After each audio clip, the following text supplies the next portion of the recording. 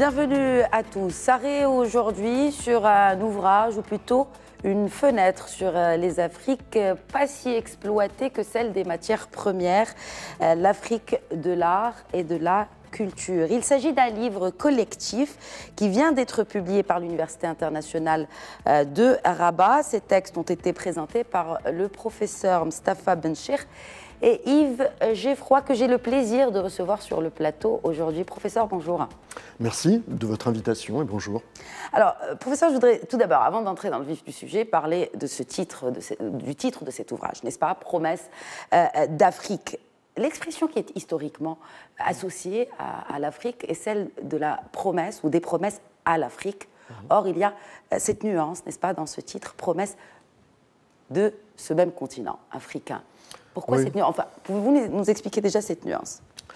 Alors, en fait, cet ouvrage, ce collectif, est la suite logique de deux publications antérieures, où l'Afrique n'était pas interrogée directement, elle l'est maintenant. Et ces deux ouvrages, c'était Les Infortunes de l'identité culturelle, il y a 2 ans, et le second, Exil, mémoire, migration. Et en fait, les contributeurs s'interrogeaient beaucoup sur la dimension, sur les notions d'exilés, de réfugiés, d'étrangers, de migrants, de sans-papiers. Je reviendrai sur l'expression, parce qu'il y a une expression dans le texte d'un auteur africain qui retourne l'expression comme un gant. Et en fait, quand on parle de ces notions, et quand on a en vue cette obsession qui est très européenne en ce moment d'immigration, on pense à l'Afrique, l'Afrique qui débarque en Europe, l'Afrique qui envahit l'Europe. Alors ça, c'est une obsession médiatique. Et on s'est dit qu'il fallait donner un tout autre éclairage et montrer que, ça j'en parlerai peut-être un petit peu, c'est qu'il y a des migrations à l'intérieur même du continent africain. Et c'est l'essentiel des migrations et des mouvements migratoires des Africains se passent au sein même du continent, plus de 90% quand même. Oui, tout à fait. Les plus grands pays de migration sont des pays africains. Ce sont parmi les 10 premiers, il y a une majorité de pays africains. Donc l'Afrique devait être interrogée. Dans l'idée de promesse, il y a l'idée d'une projection dans le futur, il y a l'idée d'un enracinement dans le passé, il y a quelque chose qui a été évoqué et quelque chose qui doit être tenu sur la durée et qui doit nous amener à réaliser quelque chose dans le futur. Alors, je pense, et je ne suis pas le seul, à penser que l'Afrique est vraiment le continent des réalisations futures, des constructions futures. Alors, on parle de futur, vous avez parlé de passé, vous avez parlé de futur. Cet ouvrage est exceptionnel parce que il transcende un peu le temps. On a des traditions séculaires, des expositions d'art contemporain, on parle de littérature, on parle aussi de tradition ou aussi de métissage linguistique. Qu'est-ce qui fait le fil conducteur entre toutes ces disciplines et surtout par rapport à cette question du temps? Oui, je vais peut-être alors vous faire une petite citation, c'est tout à fait à la fin du livre, d'une écrivaine sénégalaise, qui est une grande romancière, Aminata Sofol, et qui, je trouve, lit très très bien la question de l'identité, et là en l'occurrence il s'agit de l'identité féminine qui est interrogée par l'écrivaine, et donc la question de l'identité, la question de la mémoire. Pourquoi a-t-on besoin de la mémoire pour interroger le passé, s'y enraciner, reconnaître une tradition, mais aussi en faire autre chose? Oui. Alors voilà ce qu'elle dit. J'ai toujours eu conscience que même quand on va vers la modernité, il faut aussi avoir un bagage. Mais ce bagage-là ne devrait pas être quelque chose de statique, qui ne change jamais. C'est la tradition qui bouge pour nous emmener vers le futur. Voilà. Et je pense que c'est une belle expression, hein, la tradition qui bouge pour nous emmener vers le futur. Donc c'est un peu le fil conducteur de cet ouvrage. Oui, alors, vous avez parlé de cette auteure femme sénégalaise. Le chapitre des féminismes, au pluriel, n'est-ce pas? Et le dernier, est-ce un choix délibéré, professeur? Non, ce n'est pas un choix délibéré. Il faut toujours donner un ordre de classement. Le plus simple, d'ailleurs, aurait été le choix alphabétique du nom, par nom d'auteur. On l'a déjà fait dans le passé, mais ce n'est pas très bien, il vaut mieux avoir des rubriques. Non, pas du tout, mais peut-être que le futur est indiqué comment dire, cette fin qui est aussi une ouverture. C'est une promesse qui n'est pas encore accomplie. Et cette présence des femmes, il y a alors, différents féminismes qui sont interrogés, y compris un féminisme arabe, avec des grandes figures de la musique et du chant arabe. Vous parlez de bad girls du monde arabe. Voilà, bad girls du monde arabe, pour prendre l'expression de Jacqueline Coe, l'une des contributrices.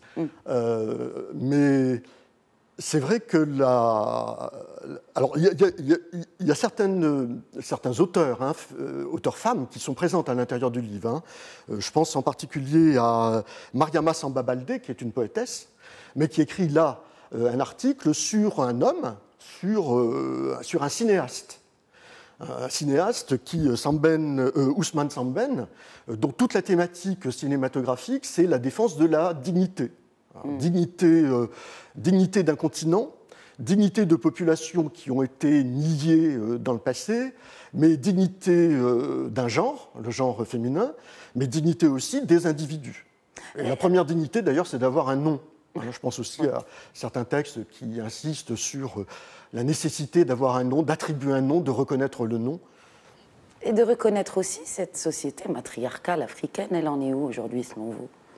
Oui, alors c'est vrai que c'est interrogé effectivement dans la partie féminisme, à la fin, le fait que les femmes ont une parole, mais elles ont une sphère qui est une sphère domestique, et que cette parole n'est pas publique. Il y a au moins deux textes, deux articles qui l'évoquent. Je pense à l'article consacré à la palabre. La palabre, c'est cette parole masculine sur la place publique, qui est une parole de vendeur, mais c'est aussi une parole de patriarche. Et les femmes n'y participent pas. Elles sont en retrait par rapport à cette parole. Mais elles ont en revanche une autre parole qui aujourd'hui est aussi une écriture, qui est une parole domestique, une parole intime. Le roman féminin africain, d'ailleurs, a commencé par être un roman épistolaire, un roman de la parole, de l'échange épistolaire entre femmes. Puisqu'on parle d'échange, alors il y a beaucoup d'auteurs marocains. Je parle d'auteurs littéraires, mais aussi de musique. Alors, est-ce que cette présence marocaine, on va dire, transcende un peu cette question de métissage, de palabre, justement, au vu, bien sûr, de l'histoire, vous parliez du passé, de l'histoire du Maroc comme un peu une plateforme d'échange et de commerce divers. Oui. Le Maroc est en Afrique, c'est clair. Il y a une multiplicité, une diversité culturelle étonnante. Mais pour illustrer en fait la thématique globale du livre, je prendrai non pas là des auteurs, des écrivains, mais je prendrai des images, des auteurs d'images. Et je prendrai un Congolais, il s'agit de Houston Maloubi, qui, à l'exposition 1,54 de Marrakech, qui s'est tenue au mois de février dernier, février 2018, donc exposé une gigantesque toile qui s'intitule African Society. Et cette toile montre, en fait, quand on la voit de loin, on n'arrive pas à repérer exactement de quoi il retourne, parce qu'il y a une multiplicité de personnages, mais aussi d'architecture, d'éléments de la nature qui sont complètement entremêlés. Et à un moment donné, il y a un effet extraordinaire quand on se rapproche, c'est qu'on se rapproche évidemment pour voir le détail du tableau. On voit d'un seul coup que ces personnages eux-mêmes en composent d'autres, mais beaucoup plus grands. Et qu'à chaque fois, il s'agit d'un individu, qui est formé en fait par l'association de toutes ces petites figures, de ces figures minuscules. Donc on a en fait une identité individuelle qui se détache de la foule, et d'une foule qui est protubérante, qui est tentaculaire. Et pour prendre donc une autre image, là je prendrai un tableau de Nabil El Marloufi, un peintre, un extraordinaire peintre marocain. Alors, tableau très très figuratif. C'est une tradition qui est vraiment à l'inverse du Congolais Houston Maloubi, parce que Houston Maloubi, c'est en noir et blanc, c'est dessiné. Chez Marloufi, on a de la peinture, on a une grande tradition picturale. Et qu'est-ce qu'on voit ?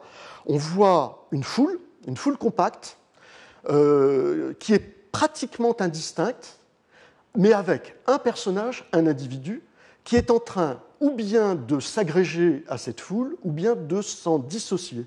Et là aussi, on a une insistance sur tout le jeu, toute la tension qu'il y a entre la foule qui est grégaire, hein, qui avale littéralement l'individu, qui le fait disparaître, qui ne lui accorde plus aucun intérêt, surtout aucune originalité, et puis à l'inverse, un individualisme qui est affiché, qui est revendiqué. Et je pense que le Maroc connaît très très bien ce jeu-là entre la foule, entre la société proliférante d'un côté et l'individu qui cherche à s'affirmer de l'autre.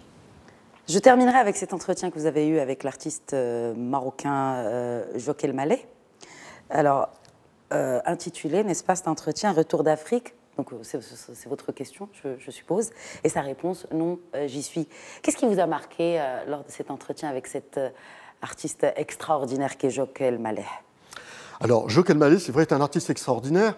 Ce qui est intéressant, c'est tout son trajet, évidemment, il est âgé aujourd'hui, hein, donc un trajet très très long. Et il montre que le jazz, en fait, a été nomade.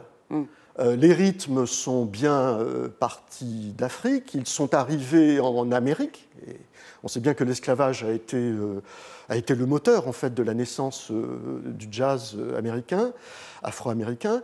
Ensuite, il a été découvert par l'Europe dans l'entre-deux-guerres, entre les deux guerres mondiales, avec et une redécouverte, surtout après la Deuxième Guerre mondiale, très importante. C'est à ce moment-là que Joke, lui, qui est tout jeune, découvre le jazz, et il découvre qu'il y a beaucoup de proximité avec la musique de son pays, le Maroc, avec justement ce qu'il appelle le darqa. Hein, et donc il va pratiquer la fusion. Il va la pratiquer très, très spontanément. Et là, il va découvrir qu'en réalité, le jazz n'a jamais vraiment quitté l'Afrique, est omniprésent en Afrique, dans des quantités de rythmes. Il n'y a pas que dans le jazz, d'ailleurs, que les rythmes africains sont présents. Hein. Récemment, je parlais aussi avec un musicien de musique andalouse qui me disait qu'on peut en trouver aussi dans la musique andalouse. Yves Geffroy, alors je rappelle donc le titre de cet ouvrage collectif, n'est-ce pas, sur lequel vous avez travaillé avec le professeur Mustapha Benchir, Promesse d'Afrique, publié par l'Université internationale de Rabat. Il est disponible aujourd'hui? Il est disponible en librairie. En librairie. Merci beaucoup d'avoir répondu aux questions de Média TV, professeur. Merci à tous de nous avoir suivis. Très bonne suite des programmes sur notre antenne.